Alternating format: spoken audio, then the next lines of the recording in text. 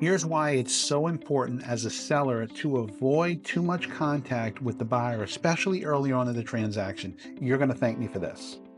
Meeting with the buyer early on in the transaction can absolutely give your hand away. You can get into a conversation and accidentally say that the reason you're moving is because you have to be in Arizona in 60 days to start your new job. This could definitely affect the offer that the buyer could potentially put in on your home.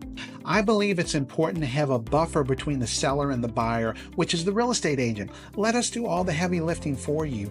You're not there to form a relationship with the buyer, you're there to sell your home. I'm not saying that to be mean, but I'm telling you time and time again, I see the seller and the buyer and they start getting chatty and thinking they're becoming friends. It only can hurt the seller, especially early on.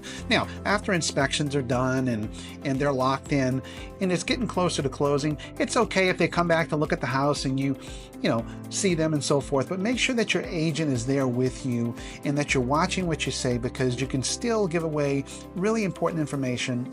Trust me when I say this, as a seller, being too involved with the buyer, especially early on, definitely is a detriment and it cannot help you in any way. I would avoid it at all costs. So I'd like to hear what you think about this in the comments below. My name is Darren Zappardo, and once again, I'm keeping it real in real estate.